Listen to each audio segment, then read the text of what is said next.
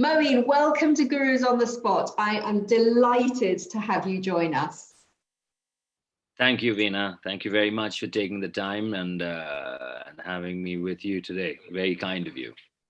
A real pleasure, a real pleasure. So I wanted to ask you, first of all, about the title of your book. So it's called The Lost Fragrance of Infinity. And when I first came across your title, it went straight through my heart. And I think I first thought, well, the title is a meditation in itself. And I think you really have achieved something quite rare with that, because it does something that words don't often do, which is to take you into the space beyond words. So I really want to know, how did you come up with the title? Well, that's very sweet, Veena, and thank you for appreciating the title. The title finds its roots in two very important aspects of research that I was undertaking during the writing of this book. The first is the word infinity, and the concept of the infinity, the tiles of infinity, was something that the Sufis had mastered. It was a craft which had beauty and yet the logic of geometry merging seamlessly. And you see these tiles of infinity all the way from Andalusia right up till Delhi.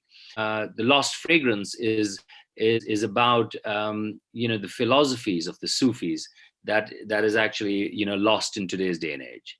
And your point about the tiles combining beauty with this logic of geometry, I think that's the next point I wanted to go into, because geometry in so many cultures, as you've just pointed out, right from Andalusia all the way through to the subcontinent, sacred geometry is everywhere, and it seems to speak to something universal, something that is very human, that really touches this piece of our humanity. So I wanted to ask you, why is it that you think that geometry is such an important part of spirituality? I mean, does it have a particular impact on the way we think?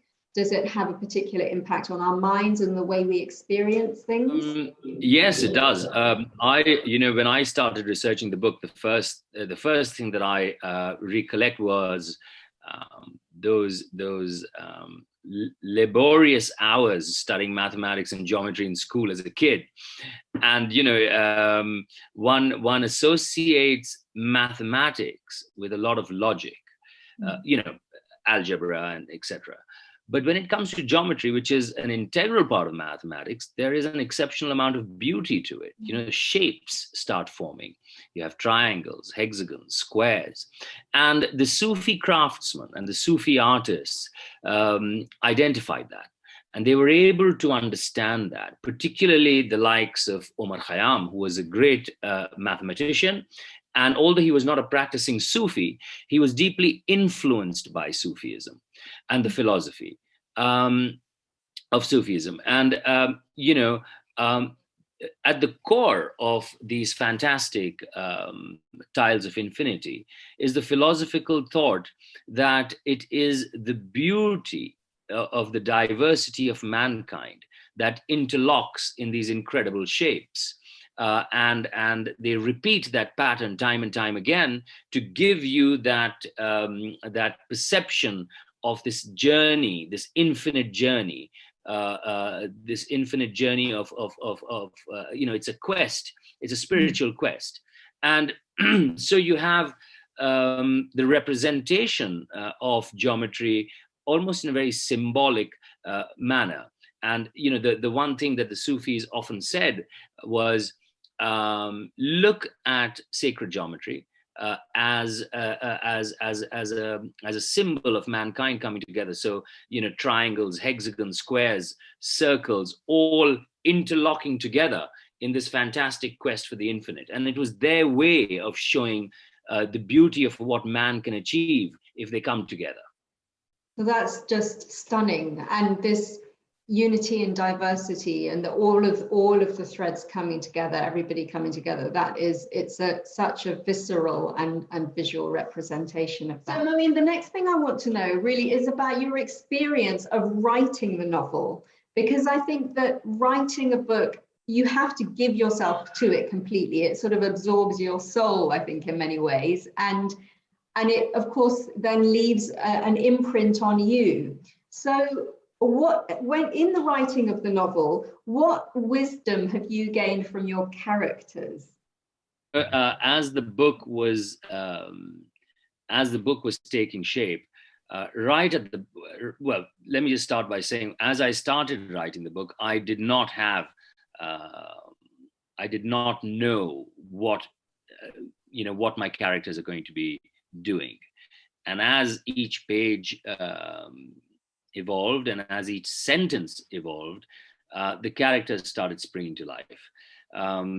Each character, came to me almost as I was writing. I did not develop these characters at the outset. In fact, the only character that I was convinced about, and I had a bit of I had a peripheral sketch of that character, was the protagonist, Qarar Ali, who's the tile maker.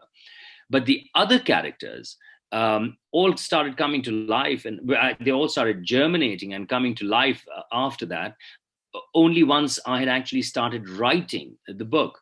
And what I did learn from the characters was, while the protagonist is someone who is seeking or is at a stage in life where he believes he has the perfect life. He has the woman that he loves. He has the most exquisite gift of craft. He's well renowned in Delhi. And so he lives a life in his orchard, looking at life, thinking that it's a perfect setting. But with the destruction of all that he has known, comes a realization that that even perfection is fickle, and through that evolves the character, the protagonist, and he then starts diving into the deeper philosophies of the Sufis to basically rebuild his life. And I learned, to be very fair, a fair bit about Sufism through this particular character's journey, and also through the characters that he brings into his life, or he attracts. He attracts a slave trader, he attracts a prostitute, he attracts an Ottoman princess, a real reflection of the diversity of mankind, and how he's able to bring them together through humility, through the crushing of his ego, through spirituality, and also through educating a slave trader in Farsi and Urdu and in craft. And it is through the journey of these characters that I came about thinking that it was a learning and a humbling experience for me. It's interesting what you said about the characters emerged after you started writing, and it actually got me thinking about when I'm choreographing a dance piece, that is always the way. I'll always start with either just a seed of an idea, or maybe I have a sketch, but it's in the starting that energy actually starts to germinate, as you say, and then more and more detail starts to fill out. You also, as you are writing and as you are embarking on that journey with your protagonist and your characters, you're also giving them life in terms of their weaknesses, their strengths, their vulnerabilities, their reactions to situations in life.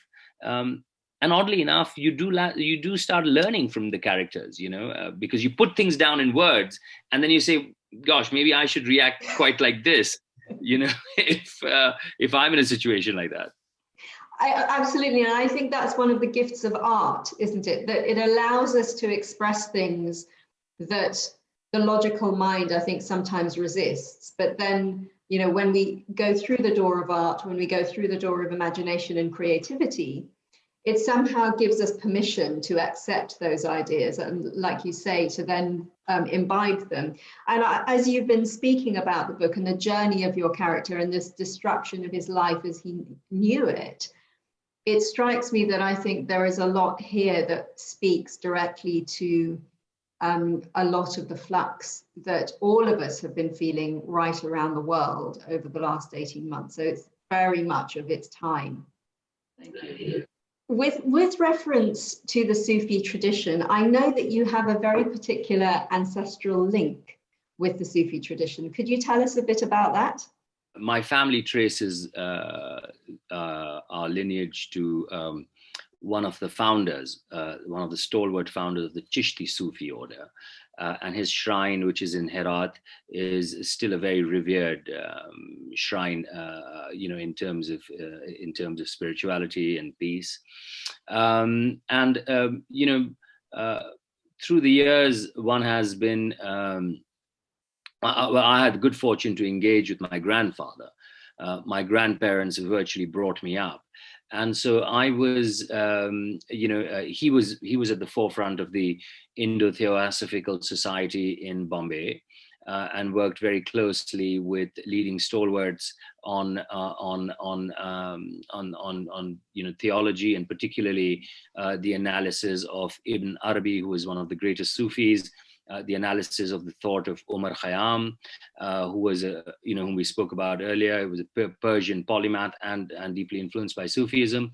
And so I had the good fortune to engage with my grandfather, who you know, would give me a lot of literature to read. And he would often say that Sufism is getting confined only to the Qawwali, you know, which is a beautiful, beautiful form and a rendition of Sufism, because you have the most exquisite poetry and the most divine sense of the most divine music. But he was always pushing me to read the literature. And he said the beauty of the Qawwali, the beauty of music, the beauty of the poetry comes from the philosophical thought of the Sufi. So until and unless you don't read that, you are just looking at a performance. Try and understand what the Qawwal is saying through his verses. Try and understand the deeper meaning, and you'll only understand that through literature. So, you know, luckily I had the good fortune to be brought up by my grandfather and my grandmother, and I had access to their books and their thoughts.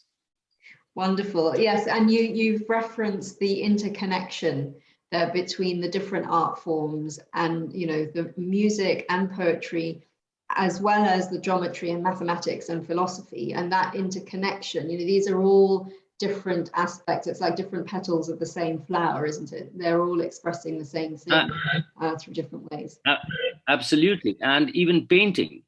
You know, some of the finest miniature paintings that emerged from Herat, and one of the finest painters was Kamaluddin Behzad, and he was in the 15th century, and he mastered the form of miniature paintings, and his atelier was you know, the most sought after.